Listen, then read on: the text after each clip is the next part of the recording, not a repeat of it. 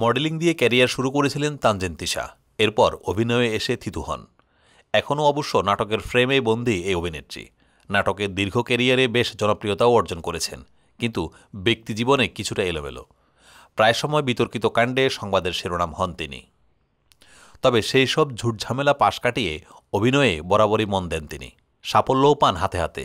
এদিকে শোবিজের অন্য তারকারা ওটিটি কন্টেন্টের দিকে ঝুঁকলেও এই অভিনেত্রীর তেমন কোনো তাড়াহুড়া ছিল না। নাটকে নিয়মিত দেখা গেলেও ওটিটিতে তার উপস্থিতি ছিল না। তবে এই নিয়ে তিশার কোনো আক্ষেপ নেই। তিনি চেয়েছেন সময় নিয়ে কাজ করতে, যেন অভিষেক কাজটি দিয়ে বাজিমাত করতে পারেন। অবশেষে তাই হলো। গত 20 ফেব্রুয়ারি ওটিটির একটি পেইড ভার্সনে মুক্তি পায় তিশা অভিনীত ওয়েব ফিল্ম ঘুমপুরি। এটি পরিচালনা করেছেন জাহিদ প্রীতম। ফিল্মটিতে জ্যোতি নামে একটি চরিত্রে অভিনয় করেছেন তিশা। হাসপাতালের বেডে কোমায় থাকা চরিত্রটি দিয়ে নতুন করে নজর কাড়লেন এই অভিনেত্রী। ঘুমপুরি মুক্তির পর দর্শকদের প্রশংসায় সিক্ত হচ্ছেন তিনি। তানজিন তিশা বলেন, এই ফিল্মের গল্পটা দর্শক দারুণভাবে আপন করে নিয়েছে। যখন শুটিং করছিলাম তখনই মনে হয়েছে দর্শক গ্রহণ করবে, কিন্তু ভাবছিলাম আমার চরিত্রটি দর্শক কিভাবে নেবে। আমিও কাজটি চ্যালেঞ্জ হিসেবে নিয়েছিলাম। অবশেষে মনে হচ্ছে চ্যালেঞ্জ উতরে গেছি আমি। রিলিজের 3 সপ্তাহ হয়ে গেছে, এখনও দর্শকের রেসপন্স পাচ্ছি। এই অনুভূতি অদ্ভুত ভালো লাগার। সবাই যেভাবে ভালোবাসা অব্যাহত রেখেছে, এটি আমার ক্যারিয়ারে স্পেশাল হয়ে থাকবে। অভিনেত্রী আরও বলেন, অসংখ্য দর্শকের মন্তব্য আমাকে নাড়া দিয়েছে। বেশিরভাগই বলেছে শেষের দিকে গল্পের ঘোর থেকে বের হতে পারছে না। মনে হচ্ছে আমার চ্যালেঞ্জ নেওয়া সার্থক হয়েছে। এই চরিত্র নিজের মধ্যে ধারণ করার চ্যালেঞ্জটা কী ছিল জানতে চাইলে তিশা বলেন, ঘুমপুরিকে নিয়েই এই গল্প, আর সেটি হচ্ছে আমি। যারা এটি দেখেছেন তারাও এতে একমত, কিন্তু স্ক্রিনে আমার প্রেজেন্ট একটু কম।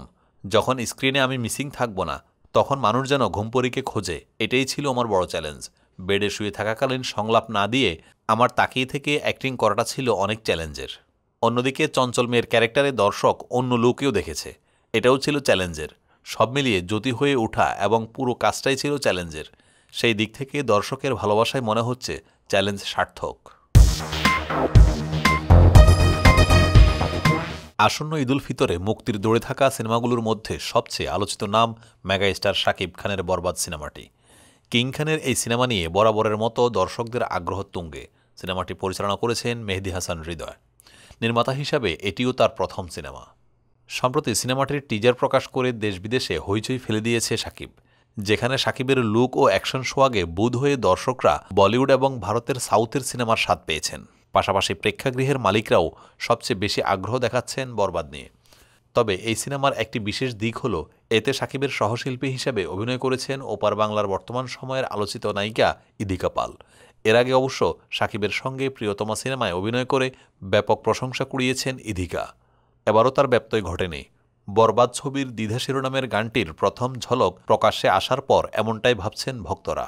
এই গানটিতে শাকিব ইদিকার ভরপুর রোমান্স দেখে দর্শক শ্রোতাদের আগ্রহ যে আরও অনেকখানি বাড়িয়ে দিয়েছে, সেটা আর বলার অপেক্ষা রাখে না। ইনামুল তাহসিনের কথায় প্রীতম হাসানের কণ্ঠ ও মিউজিকে গানটির শিরোনাম হচ্ছে দ্বিধা। গত বুধবার গানের কয়েক ঝলক সামাজিক মাধ্যমে প্রকাশ করেন শাকিব খান। প্রকাশের পর দর্শকরা বলছে, চলতি বছরের সেরা রোমান্টিক গান হতে পারে এটি। গানটিতে শাকিবের লুক দেখেও মোহিত হয়েছেন দর্শকেরা। জানা গেছে, আগামী 14 মার্চ রিয়েল এনার্জি প্রোডাকশন ও গায়ক প্রীতম হাসানের ইউটিউব চ্যানেলে উন্মুক্ত হবে দ্বিধা। এর আগে মেহেদী হাসান হৃদয় পরিচালিত এই ছবিটির টিজার গেল সপ্তাহে প্রকাশ হয়।